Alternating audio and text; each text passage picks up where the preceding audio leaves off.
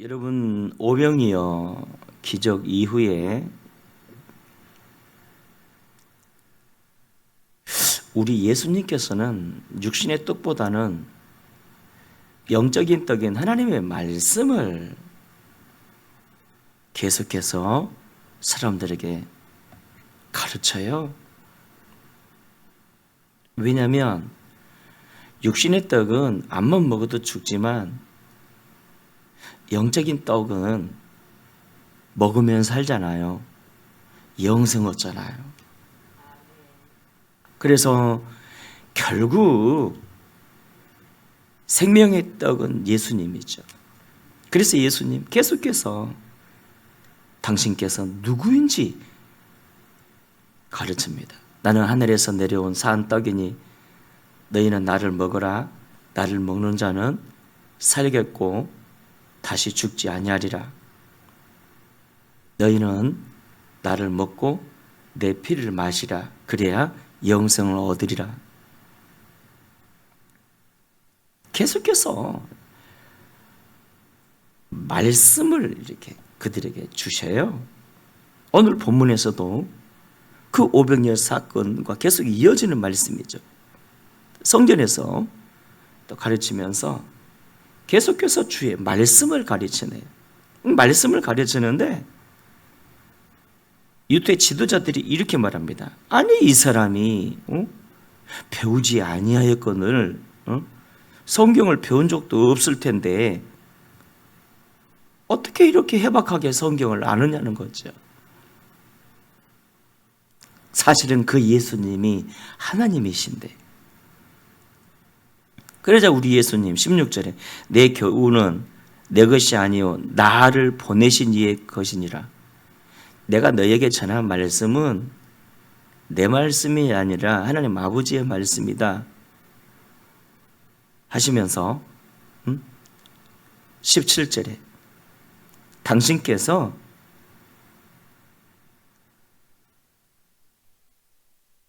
하나님께로부터 왔음을 주장하시고요. 18절에 자신이 메시아임을 계속해서 선언하십니다. 그러면서 19절 이렇게 봐보면 모세가 너희에게 율법을 주지 아니하였느냐? 너희 중에 율법을 지키는 자가 없도다. 너희가 어찌하여 나를 죽이려 하느냐? 무슨 말이냐면 이 한심한 사람들아, 너희는 모세가 준 율법을 신뢰하고 믿고 율법을 지킨다고 막 큰소리 떵떵 치고 살지. 근데 진짜 너희는 율법을 몰라. 왜? 율법이 나를 가르치는데, 율법이 나를 가리키는데 너희가 진정 율법을 알았더라면 나를 알았어. 너희는 율법도 모르고 율법을 지키지도 않은 사람들이야. 그러니까 막 그들이 씩씩거리며 막 화를 내요. 여러분, 자, 본문에서 예수님의 의도를 봐야 돼요.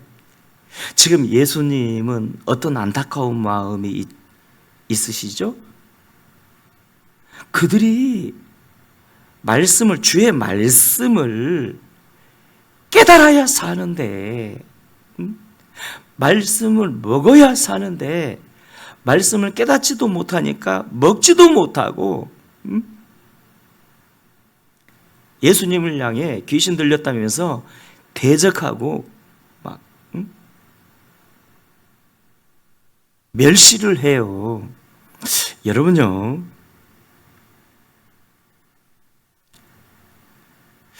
이거 아셔야 됩니다. 교회를 오래 다닌다는 것이 믿음과 구원을 보장하지 못해요. 교회를 오래 다녔다는 것이 믿음과 구원을 보장하지 못하고요. 어떤 직분을 받았다고 해서 천국과 영생을 보장하지 못해요. 구원은요, 복음의 말씀을 들음으로 시작이 돼요.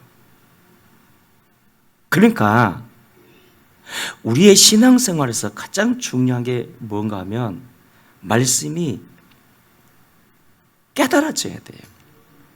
깨달아져야 믿어져요. 여기 유대인들을 봐보세요. 예수님을 향해 귀신 들렸다고 막 대적하잖아요. 그들은 늘상 말씀과 함께 사는 사람들이에요. 어렸을 때부터 말씀을 읽은 사람들이잖아요. 근데 정작 말씀의 본질 대신 예수님을 핍박해요. 그 스펙터클한 하나님의 창조, 역사, 섭리, 이 모든 것을 받아들이면서도 정작 예수님을 대적해요. 구원을 못 받아요. 그러니까 말씀은 다 지식적으로 아는데 정작 구원은 없어요. 생명은 없어요. 믿음은 없어요. 왜 그럴까? 문제가 어디서 나는 거냐 이거예요. 지금 이 본질적인 문제를 간파해야 돼요. 우리도 마찬가지예요. 오카노 목사님이 왜 65세에 은퇴한지 아세요? 한 번은 막 말씀을 막 열정적으로 호소하며 막 증거하는데 성도들이 어느 순간 보니까 말씀을 영으로 생명으로 받지를 못하더랍니다. 영으로 생명으로. 그러니까 이 말씀을 머리로만 받고 있더래요. 그렇게 제자 훈련 시켰는데 머리로만 받고 있는 거예요. 하나님의 말씀의 좌소는요, 마음이에요. 마음으로 받아야 깨달아지고 믿어지고, 그래서 말씀이 내 안에 역사가 되어 성령으로 변화가 되고 성장이 되는데 머리로만 받고 있더래요. 그러니까 충격을 받은 거예요. 은퇴해버린 거죠. 사랑하는 여러분, 유대인들은 어렸을 때부터 말씀을 공부한 사람들이에요. 근데 정작 예수님을 대적하고 버림받고 구원받지 못했다는 거죠. 그래서 오늘 본문을 통해서 주님이 주시고 핵심 메시지가 뭔가 하면 주의 말씀을 마음으로 받으라는 거예요. 주의 말씀을요, 마음으로 받지 못하고 머리로만 받으면요, 생명적이지 못하고 율법적으로 변해요. 그래서 사람들을 비판하고 정죄하고 판단하고요, 편견 그 아집에 사로잡혀가지고 내 죄는 보지 못하고 네 죄만 바라보고요, 말씀이 내 안에 역사가 안 일어나니까 보이는 것만 가지고는 판단을 하는 거예요. 따라합시다. 말씀은 머리가 아니라 마음으로 받아야 합니다. 마음으로 받아야 말씀이 내 안에 역사가 일어나고 변화가 일어나요. 말씀으로 안 받으니까, 말씀을 머리로만 받으니까 온유하고 겸손하지 못해가지고 머리만 커지는 거예요.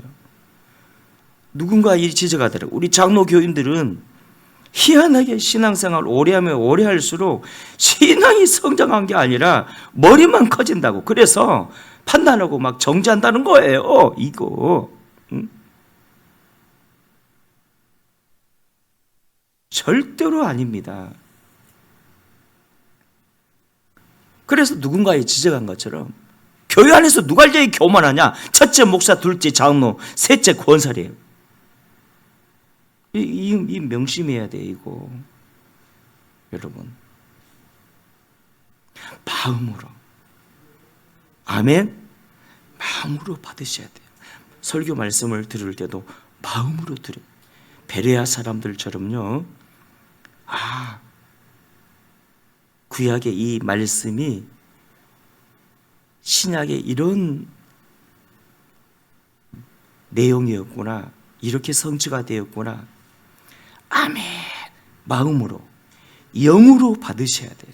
하나님 말씀은 영으로 받으셔야 깊이 깨달아지고 그것이 생명이 되고 능력이 되고 변화가 되고 성령의 역사하심으로 내가 성장이 되고, 오래 믿을수록 우리가 성장이 되고 변을 이길수록 겸손해지듯이 말씀이 들어가면요 온유하고 겸손해지는 거예요. 오래 믿을수록 말씀이 없어요. 말씀이. 주의 말씀은 내 발의 등이요 내 길의 빛이니이다. 다윗의 고백입니다. 사도 요한이가 말했죠. 너희가 내 안에, 내 말이 너희 안에 거할 때 무엇인지 원하는 대로 구하라. 그리하면 이루리라. 비와 눈이 하늘에서 내려 땅을 적시며 땅으로 하여금 열매 맺게 하는 것처럼 하나님의 말씀이 우리 안에 들어오게 되면 우리를 형통하게 하고 열매를 맺게 하리라. 하나님 말씀은 살았고 생명력이 있어 좌우의 날선 어떤 곰보다 예리하여 영과 홍과 관절과 골수를 뚫고 들어가 치료하느니라. 변화시키느니라. 말씀의 역사. 그래서 오늘 아침 우리 함께 이렇게 기도하셔야 됩니다. 주여, 말씀을 영으로 받게 하소서. 마음으로 받아 내가 말씀으로 변화되고 성장되고 성숙되게 하시고, 할렐루야, 성숙되게 하시고, 그리고 말씀으로 기도하고 말씀으로 살아지는 부흥 있게 하여 주시옵소서. 이게 이 본문을 통해 주시는 우리 주님의 핵심 메시지입니다. 그러니까 한만동 교회를 오래 다녀도 말씀이 안 깨달아지는 거예요. 응? 성장이 안 돼. 성장이 안 돼. 말씀. 결국 여러분, 예수님의 그 본체가 뭐냐?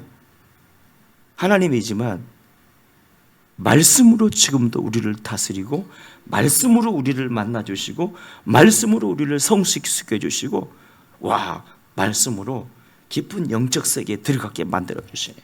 말씀. 주여, 말씀으로, 하나님 말씀을 마음으로 받는, 영과 생명으로 받는 나의 삶이 되게 하여 주옵소서.